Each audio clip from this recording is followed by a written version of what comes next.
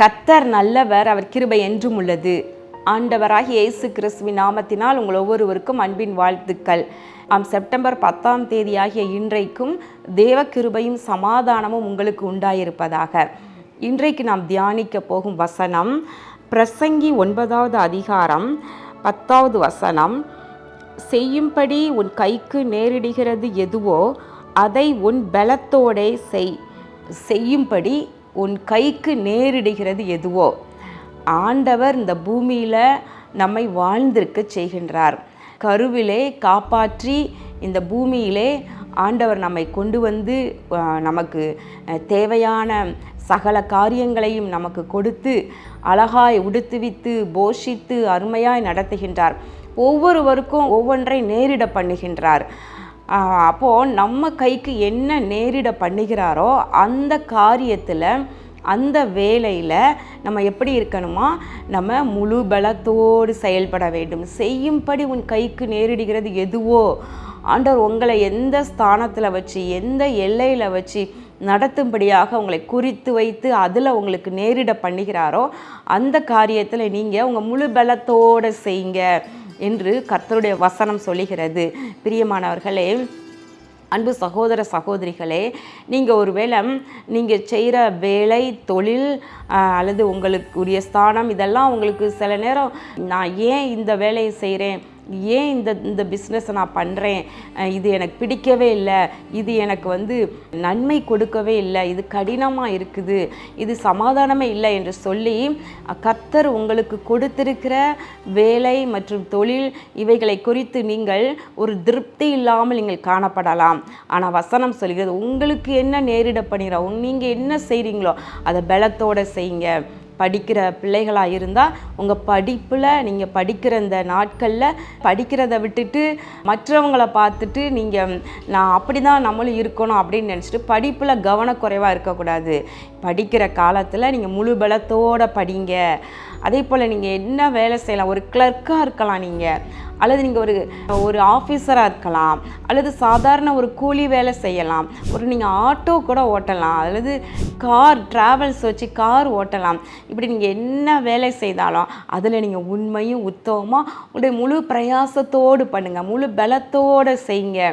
எல்லாருமே நான் கலெக்டராக இருந்தால் நல்லா இருக்குமே நினச்சிட்டு நீங்கள் இப்போ செய்கிற வேலையை கோட்டை விட்டுட்டு சோம்பலாக அஜாக்கிரதையாக செய்யாதீங்க. தன் வேலையில் ஜாக்கிரதையாக இருப்பவனை கண்டாயானால் அவன் நீசருக்கு முன்பாக நில்லாமல் ராஜாக்களுக்கு முன்பாக நிற்பான் என்று எழுதியிருக்கின்றது. இப்போ நீங்கள் ஜாக்கிரதையாக இருங்க, வேலையில் முழு பலத்தோடு செய்யுங்க. அன்றைக்கு மோசே காலத்தில் ஆசரிப்பு கூடாரம் நிறுவும் பொழுது ஆண்டவர் பெசலேயலுக்கு ஞானத்தை கொடுத்தார் என்று பார்க்கிறோம். ஏன் அவருக்கு எல்லா வேலைகளையும் செய்ய ஞானத்தை கொடுத்தார்னா, அதற்கு முன்பதாக இந்த பெஸ்லேயல் ஒருவேளை தான் செய்து வந்த காரியங்களில் முழு பலத்தோடு ஈடுபாடோடு செய்திருப்பார் என்று எண்ணுகின்றேன். அப்போ யாருக்கு இந்த ஞானத்தின் ஆவியை கொடுக்கலாம், யாருக்கு ஆசரிப்பு கூடாரத்தில் செய்ய வேண்டிய எல்லா வேலைகளையும் செய்வதற்கான ஞானத்தை கொடுக்கலாம் என்று சொல்லி பார்த்து அப்படிப்பட்டவர்களுக்கு ஆண்டவர் குறிப்பிட்ட நபர்களுக்கு அந்த விசேஷ ஞானத்தை கொடுக்கின்றார். கிளர்க்காக இன்றைக்கி நீங்கள் இருக்கலாம், அதில் நீங்கள் முழு பலத்தோடு நீங்கள் செய்யுங்க. அடுத்து ஆஃபீஸராக மாறுவீங்க, அடுத்து ஒரு நாள் மேனேஜராக மாறலாம், அடுத்து ஒரு நாள் நீங்கள் ஜென்ரல் மேனேஜராக மாறலாம். நீங்கள் என்ன வேலை உங்களுக்கு நேரிடுகிறதோ அதை முழு பலத்தோடு செய்யுங்க. ஊழியம் செய்யலாம். பாருங்களேன், என்ன நேரிடுகின்றது. பழைய ஏற்பாடு காலத்தில் பார்க்கலாம், ஆசாரியர்கள், ராஜாக்கள், யுத்த வீரர்கள் என்று சொல்லி, லேவியர்கள் என்று சொல்லி பல காரியங்களை எல்லாரும் செய்துட்டு இருந்தாங்க. இன்றைக்கு அப்போஸ்தலர்கள், தீர்க்கதரிசிகள், சுவிசேஷகர்கள் மற்றும் போதகர்கள், மேய்ப்பர்கள், ஊழியம் செய்கிற உங்களுக்கு என்ன ஊழியத்தை கர்த்தர் நேரிட பண்ணுகிறார், அதாவது என்ன ஊழியத்தை செய்ய வைக்கிறாராம், அதில் உண்மையாக இருங்க. மற்ற ஊழியர்களை பார்த்து நானும் அதை போல் செய்யணும் அப்படின்னு சொல்லிட்டு நீங்கள் உங்களுக்கு கொடுக்கப்பட்ட ஊழியத்தை பலத்தோடு செய்ய மறந்து மற்றதை எண்ணியே நீங்கள் வாழாதீங்க. உங்களுக்கு கர்த்தர் நேரிட பண்ணுகிறத முழு பலத்தோடு செய்யுங்க. ஒருவேளை வீட்டில் இருக்கிற நீங்கள் பெண்களாக இருக்கலாம், நீங்கள் வேலை பார்க்காதவங்களாக இருக்கலாம். இன்றைக்கி அநேக பெண்கள் வேலை பார்க்குறாங்க, அதனால் அவங்களுக்கு குடும்பத்தை கவனிக்க முடியல. வேலை வேலை என்று வேலையிலேயே அவங்க கவனம் செலுத்தி ஓடுகிறதாக வாழ்க்கை போய்விட்டது. ஒருவேளை வீட்டில் இருக்கிற பெண்கள் நீங்கள் நினைக்கலாம், நான் வேலை பார்க்கல, நான் வெட்டியாக இருக்கிறேன். வேலை பார்க்குறவங்க நல்லா கை நிறைய சம்பாதிக்கிறாங்க, எனக்கு அந்த கிருபை இல்லை. நான் என் கணவருடைய வருமானத்தையே நான் எதிர்பார்த்து வாழ வேண்டியதாக இருக்கிறது, சுதந்திரமாக நான் எதுவும் பண்ண முடியல அப்படின்னு நீங்கள் வருத்தத்தோடு இருக்கிறீங்க. குடும்ப பெண்களாக, குடும்ப தலைவிகளாக இருக்கிற பெண்கள் வேலை பார்க்காம நீங்கள் வீட்டில் இருந்தீங்கன்னா அது ஒரு பாக்கியம் உள்ளவர்கள் என்று எண்ணுங்க. உங்களுக்கு தான் நிறையா பணிகளை கர்த்தர் கொடுத்திருக்கின்றார். உங்கள் கைக்கு நேரிட்டிருப்பது ஏராளமான பணிகள். உங்கள் குடும்பத்தை அழகாக நீங்கள் நடத்தலாம்.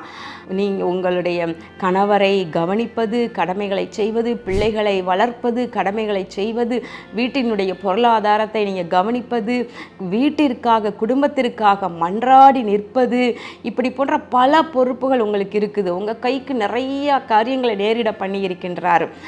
இதை குறித்து நான் ஒரு புத்தகத்தில் கூட அழகாக நான் எழுதியிருக்கின்றேன். பாக்கியவதி என்ற புத்தகத்தில் குடும்ப பெண்களுக்கு எவ்வளவு வேலைகளை பொறுப்புகளை கொடுத்திருக்கிறார் என்பதை பற்றி நான் எழுதியிருக்கிறேன். நீங்கள் நல்ல ஒரு குக்காக இருக்கலாம்.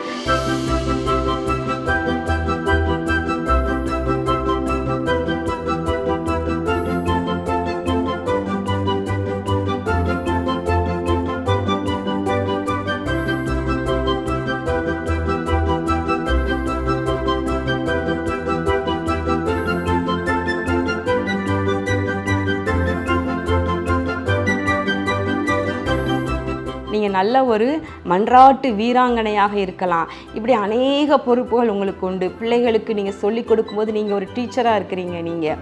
எனவே நீங்கள் கவலைப்படாதீங்க. உங்கள் கைக்கு நேரிடுகிறது எதுவோ அதை முழு பலத்தோடு செய்யுங்க. இன்றைக்கிலிருந்து, ஒருவேளை இது வரைக்கும் ஏனோ தானோ என்று நீங்கள் வாழ்ந்திருக்கலாம், ஏனோ தானோ என்று உங்கள் காரியங்களை செய்து கொண்டிருக்கலாம்.